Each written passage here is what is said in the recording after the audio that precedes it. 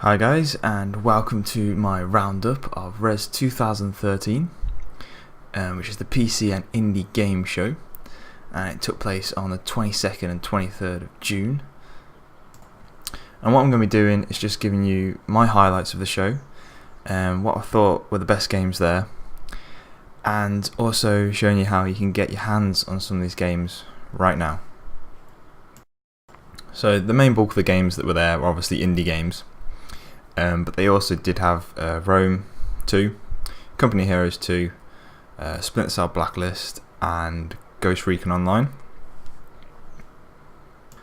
But before we jump straight into the games, the new peripheral Oculus Rift was also there, and that was playable on I think 3 games.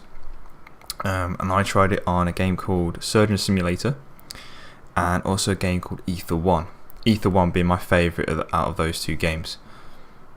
Basically, we all got about 3 minutes, just over 3 minutes trial time with the Oculus Rift, and the queue is absolutely massive. I mean, some people I know waited in the queue for about an hour, which I thought was absolutely ridiculous, but I got there early on the Sunday morning after already being there on the Saturday, and went straight to the booth, and I was fourth in queue, and it was really good.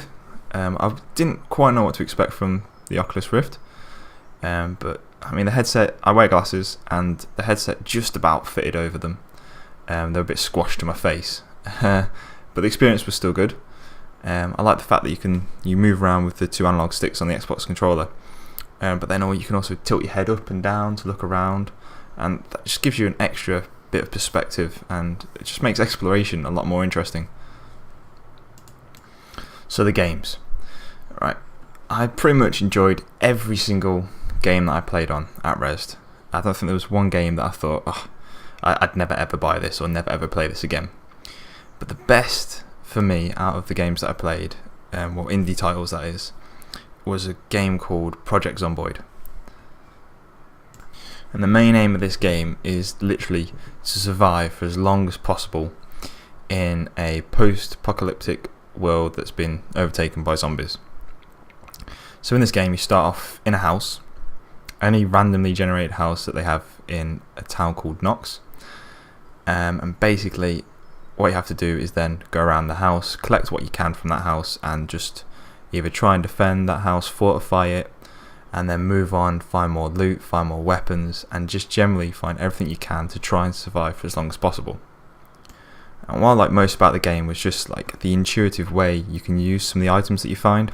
So for example, you can find sheets, which obviously come from either a bed or a linen closet, and you can use those sheets to either cover the windows as curtains so that zombies can't see into the house, or you can actually rip them up and use them as bandages.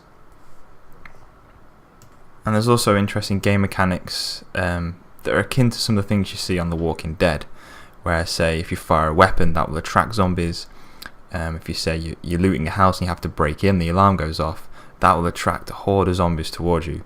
And it's just little things like that that make the game more interesting and fun, and make you really have to think about what you're trying to achieve and what you're trying to do. The game is currently in alpha stage, and you can purchase it from their website, which is, I'll show you later actually in this video. I've already purchased the alpha. Did it straight away when I got home on the Saturday and started playing it, and I've absolutely enjoyed it since. While we were at Rezzed, they did have an additional game mode that I'm under the impression is coming out pretty soon, and that was called Last Stand, which, as you can imagine, is you in the house. I think you start off with a couple of weapons dotted around the house and around the surrounding area, which you can pick up, and basically you just have to survive waves and waves of zombies. It's pretty cool. Next up, my next favourite game was Sir, You Were Being Hunted. Absolutely fantastically thought through game. I mean, it looks good and it plays really well as well. And the only reason that I preferred Project Zomboid over this is literally because I didn't get to play on this for very long. There's always a massive queue. I mean, I was trying to get around everything I could, so I only got about 5-10 minutes playtime on it. But I can tell you, it's still a pretty good game, and it's also won the Eurogamer's Game of the Show, and also the I don't know what the word is. I think it's called the Players Game of the Show as well. So yeah, obviously great title. They actually also had a press conference going on during the day as well, which was really good. And basically in this game, you start off in sort of like an old British town in the countryside, and it's sort of like, well, it's been pegged as a British indie stalker. And basically what you have to do is this town of not zombies, sorry, town of robots, and basically you have to collect loot and basically go around destroying these robots for the part of the demo that we played anyway. But the mechanics of the game are pretty good. The AI for the robots is pretty interesting. It's done on response times and stuff as well. So say a robot sees you, pop your head up over a wall. If you do it really quick, they'll see you possibly, and they'll be like, oh, I think there's something over there. And after a certain amount of time, they'll be like, their system will overtake and say, oh, there's probably nothing there. But if you do it again and you do it for longer, that just builds up, and eventually they become so suspicious that they'll have to come and check it out. And it just works really, really well, and makes the robot characters seem really quite believable. But out of all the games that were there, the game that I kept going back and playing was Total War Rome 2. And for me, this was definitely the game of the show. I know it's not an indie title, and I know it's a pretty big game anyway, but for me it's the game that I had the most fun on, and I just went back to the booth time and time again. For this game, what they had set up was a small battle between the Romans and the Egyptians, in which you could pick to be either the Romans or the Egyptians. And basically the Egyptians started up on top of this hill, whereas the Romans started down below. So the Egyptians already had a massive advantage, and they also had superior numbers and several defensive structures and artillery already set up. There was also a small naval battle to the side as well, and the challenge on the Saturday was to see who could do it with the Romans, because it was the harder setting to do it on.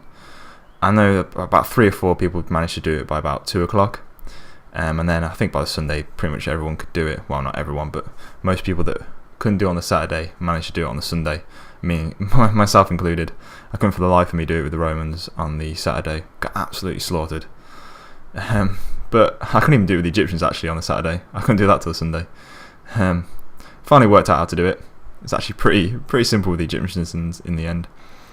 But yeah, it's absolutely fantastic game. Looks brilliant. New game mechanics as well, with the zooming right out the map so that every faction is displayed as a block. Gives you such an awesome tactical view. Yeah, really good game. Recommend it for when it comes out in September. Next, I probably spent the next portion of my time on Company Heroes 2.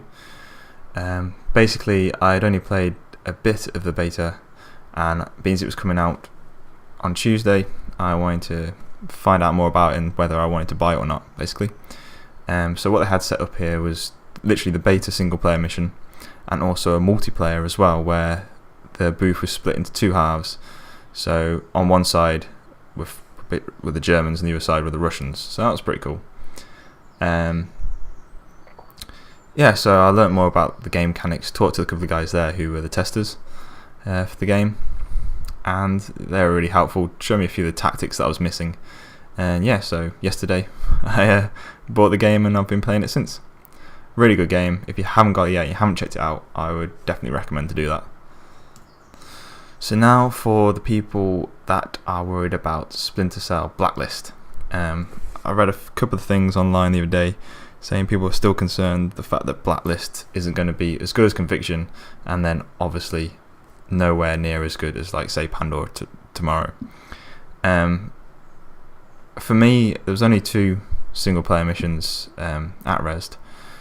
One was in daytime in a town, and one was at night time in sort of like a factory type setting. I only played the factory at night because that's what I wanted to do. That's the sort of gameplay that I like in Splinter Cell, and it's pretty similar to Conviction. It's a little easier. I did try and make it on the hardest setting, but you couldn't really go above normal. Certain aspects are definitely a lot easier. Enemies don't seem to respond as quickly as they did in Conviction. I'm not sure if that's because of the difficulty setting or because it was a demo. Corner takedowns are quite nice. That's a pretty good addition. They do try and increase the difficulty slightly with robots that can go around and detect you. You have to shoot them out first, which obviously alerts guards if they hear gunshots.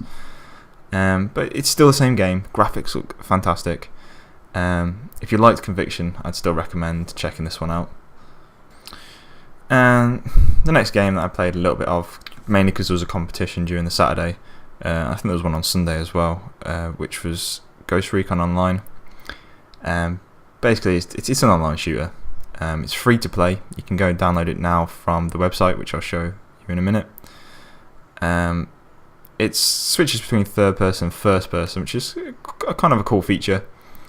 Basically, what you have to do is capture like action point places, and basically build them up. And it's like command posts on Battlefield. So if you're looking for something to fill the gap between the next Call of Duty and the next Battlefield, it's worth checking out because it's free to play. But it's nothing overly special, but it's still fun. Right, so let's take a look at how you can get some of these games now and install the alphas or install the actual games right now today. So I'm going to start off with Project Zomboid, which is just at projectzomboid.com. Here you can find out a bit more information about the game, see some screenshots, see some videos. Basically all you have to do is hit buy and download. Scroll down a little bit and you'll find the game is available for $4.99. It's not that expensive, it's definitely worth the money, and what you have to do, unfortunately, is you have to install something called Rezzed, which is a client like Steam. Basically install that, get yourself a username and password, which is generally your email address. Install it through there, and then you can just play the game. You get 4 options: 32-bit and 64-bit, and then the compatibility versions of those two. But as you see here, when it's actually released, it's going to be on Steam. So if you buy it now, you'll just get a Steam activation code at the time of its release. Simple as that. So definitely worth checking that one out. Company Heroes 2 is out now. I actually bought it from getgamesgo.com, but that's because I got 22% off from a voucher that I got at Rezzed. So that made the game about £31. Here at Grimman Gaming it is £40 or $39.99. But as you get towards the checkout, they give you a voucher code for 20% off. So that'll make the game £32. So that's the cheapest I've seen it so far. If anyone knows of a cheaper place, just post a link in the comments so everyone can see it. Sir, You're Being Hunted is also in alpha, I believe. And basically on their site, if you go to bigrobot.com and navigate your way to use Sir, You've Been Hunted, I believe it should be, yeah, there it is. It's $20 for the alpha, which I think equates to about £15 to £18. They've got several options. You can use PayPal or Google Wallet, and also Amazon payments.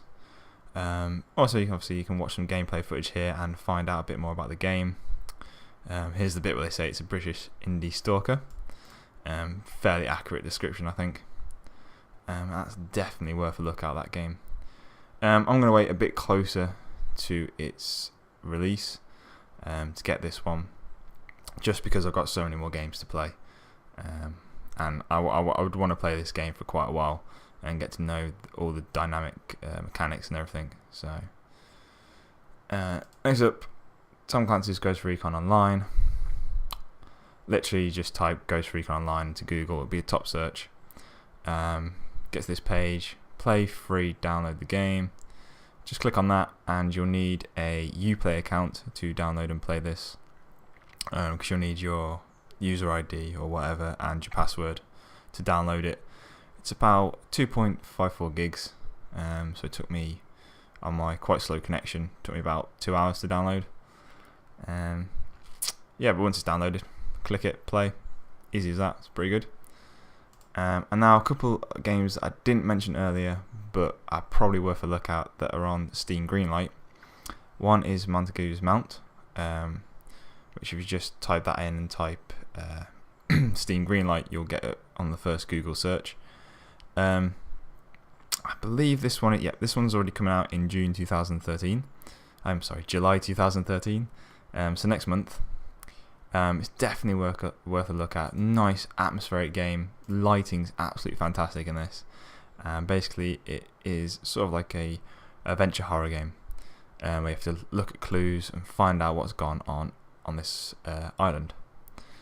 And the other one that I did play a little bit of, didn't mention earlier, apart from when I was talking about the Oculus Rift, is Ether 1.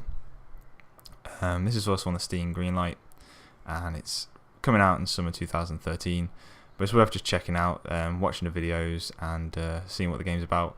Similar sort of genre, I think, to Montague's Mount, but very different art style, completely different art style.